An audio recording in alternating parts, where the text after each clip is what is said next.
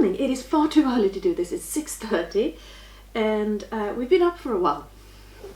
So what do you do at 6:30 in the morning if not an update on a peg?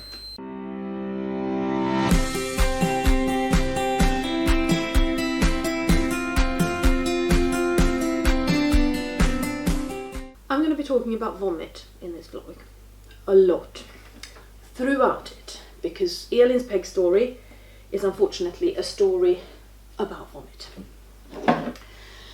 Sorry in advance. But I'm also going to give a full update on how Elin is getting on with her peg 6 months on, what issues we've had, what benefits we've had, and sort of what the future, the near, most immediate, foreseeable future, wow, has got in store for us. Are we happy with the peg? Absolutely, absolutely, hands down, extremely happy. We can get adequate amounts of fluid and calories into her. She doesn't necessarily keep it, but at least we can get it in. And she clearly doesn't lose all of it. At the very start of the peg journey, she was even putting on weight. So, and she's properly hydrated, her energy levels are up, she's coping much better with things. But, give me a second. Oh, cuddle, absolut, vi behöver cuddles. Oh, tack. Kom hit. Kom hit. Oh. What prompted me to go for this update is I got an email from Elin's dietitian yesterday, letting me know that she has not been putting more weight on since the last dietitian review.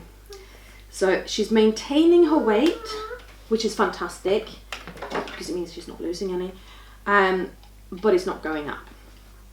So over the summer she would like to see us try to increase the feeds a bit and try to find ways of keeping the feeds down and keeping track of it all over summer, and then we'll review again at the start of the term. And the reason that Elin isn't putting weight on is because she keeps randomly losing these feeds. And it is random. There is absolutely no rhyme or reason to what happens.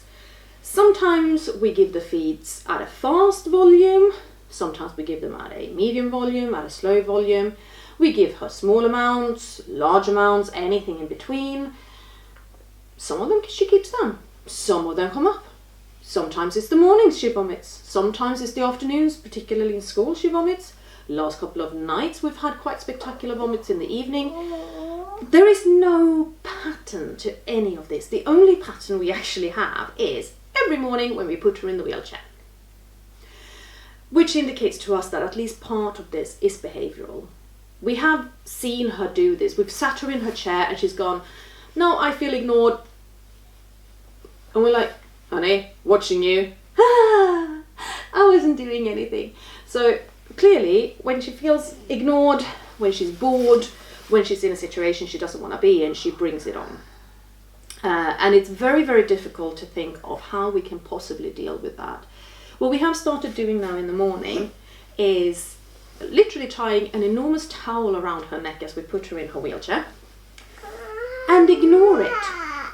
The towel will catch whatever comes up and we just don't talk about it, we don't mention it, we don't tell her off, we don't ask her to stop, we don't make a fuss over her. Literally just, alright, it's gonna come up, let's let it come up. And it's very difficult to do that, and we've very much just started, and I'm not going to say that we're actually consistent. Elin's stomach site has healed incredibly well. We've had a couple of instances of overgranulation, it's called, and it is when the body sort of gets a little bit, the body gets a bit,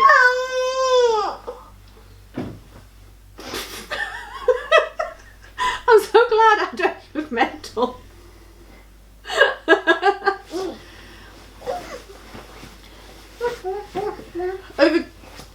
Just keep going. Just keep swimming, just keep swimming.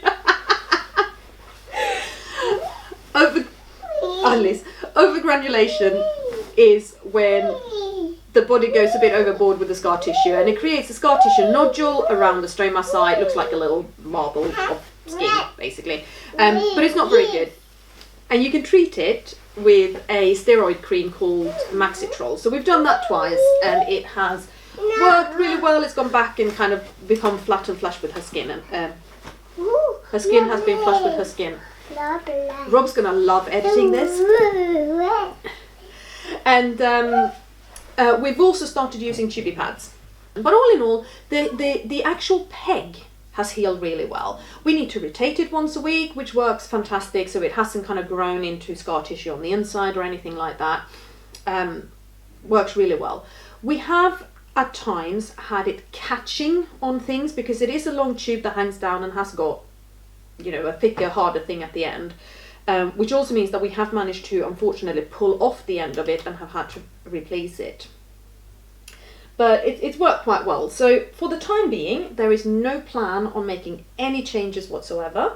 Let her have the peg, get on with that, and then when the peg needs replacing, because at some point it will need replacing, whether that is in 6 months' time or a year or even 2 years, we don't know yet.